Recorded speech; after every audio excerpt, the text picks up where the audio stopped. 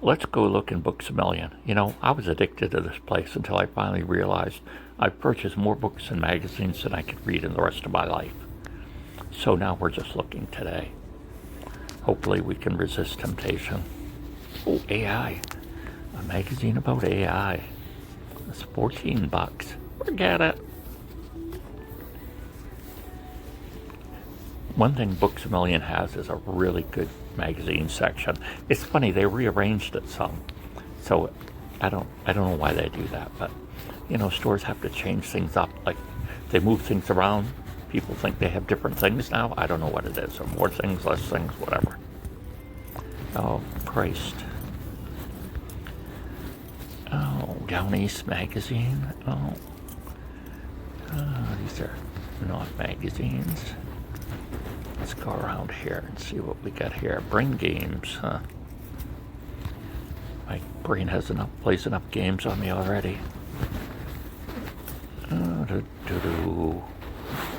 I'm looking for a certain section which I don't seem to see.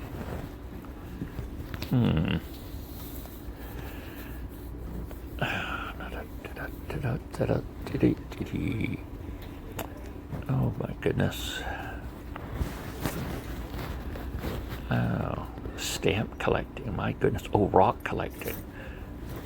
I'm gonna reach down and take a quick look at that rock magazine. Minerals. You know, it's funny now that the whole market for minerals that never existed, I think, that coming out of China. Of course, now they'll be double the price, but, you know, and it's funny because some of the things that are sold in China are counterfeit. Now, how do you counterfeit minerals? Well, you know, they're not real crystals. You just, you know, cut them on a machine somehow or whatever, stick some things together. And fossils, too, they actually have fake minerals and fossils. And I don't know that they necessarily say that each time. Or people just don't understand what they're buying. They think they're getting something really rare. I know the rock show that I go to, mineral and rocks, gems, whatever. You know, there's these people, they sell like spheres of a certain mineral and a star of it or something. Well, this one guy, superfoods, inflammation. Look at all the inflammation things here. Then I'm reading inflammation serves a purpose, so I've got to look into that to some point. That maybe we don't want to, you know, get rid of all inflammation. But, oh, Cook's Magazine. So he's got his thing set up, and underneath is boxes and boxes of the same thing over and over. So he's like, only got three things on his table. He's got boxes and boxes of them, you know, where evidently, you know, who knows where, if it's China, India, or somewhere, is just. So anyways, the point I was kind of making was that it cheapened the product. It looked like when you're buying something and you like the way it looks and you think it's rare, then you see like 1,000. It doesn't do much for the value of the item. You can see the diverse magazines they have. All kinds of stuff. Gardening. You know, of course they're going to be topical.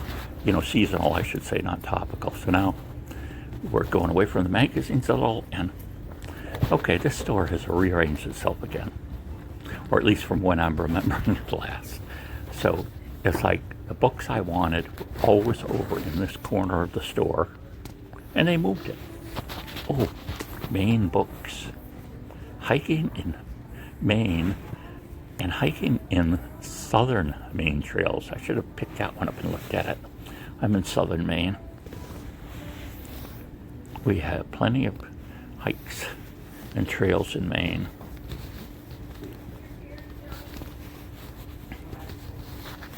And I'm in technically my neighborhood is suburban, but it's in a rural area. Gorham's pretty rural, and there's plenty of places Gorham's got an unbelievable amount of trails and public land.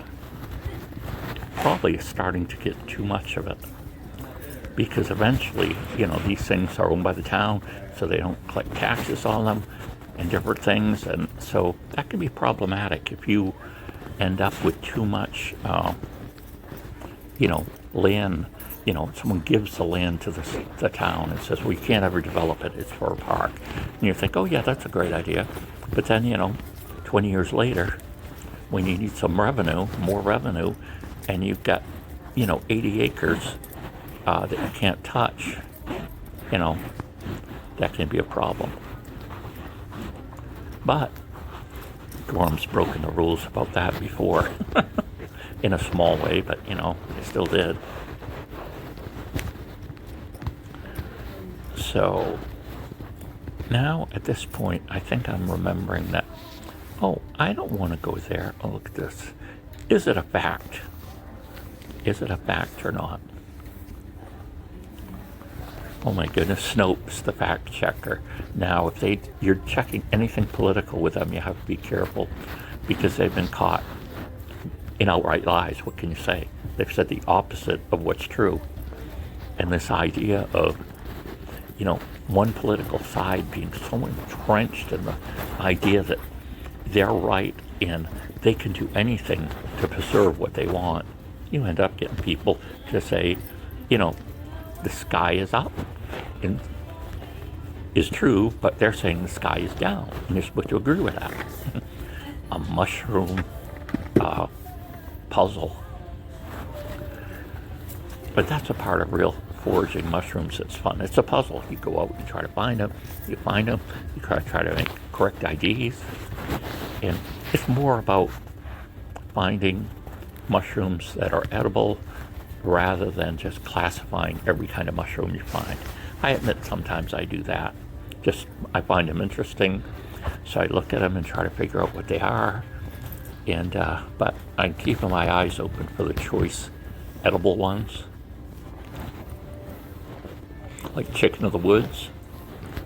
We've got a lawn in Gorham, and I noticed driving by it last year that there was a big bunch of, they had gone by, but chicken of the woods mushroom, highly sought after mushroom that was just on this guy's front lawn and, came and died. So we're going to see if we can make contact there. Here's some of the field guides. And I was looking for a specific field guide just to see if they had it yet. Samuel Thayer's book on edible plants, they don't appear to have it here, and it's like $32, but it's large. It's like 700 pages, but it is the best description of edible plants you can find. And like I say, it's in a large size. It's going to be in a backpack. I don't think you're going to be carrying it around. Stick it in one of your pockets or something. Edible wild. This is more about berries. That's funny they say, oh, find them in your backyard. Well, here's a foraging guide. Free food. That's kind of a myth, is the idea of free food. Well, yeah, you can find things to eat, but not to sustain yourself. There's not enough of it out there anymore. And what do we get here? More books. More books. You can see the brace on my hand. I'm still having trouble with my thumbs. That wasn't part of the carpal tunnel surgery. Here's some more mushroom guides. I like to have new mushroom books every once in a while because they each have a certain slant. So, you buy them and collect them, pass some of them along, and get different ones. Maybe keep the ones you think that are the absolute best. A world at the water's edge. I'd like to do more with seaweed, eating seaweed, but they're easy enough to identify, but you always have the question of how, oops, I put the phone down to look at a book, and you can see I forgot to edit it out. There we are, we're back. A moment of darkness. So, but at least that's giving you some of the idea of what's here for books. More books. I'm coming early in the morning, so there's not a lot of people in here. That's usually when I like to hit stores, is when they first open, and then they're just not crowded. You know, I don't like going to Walmart at 2 in the afternoon in the middle of summer. It's ridiculous how many people are in there. Just ridiculous.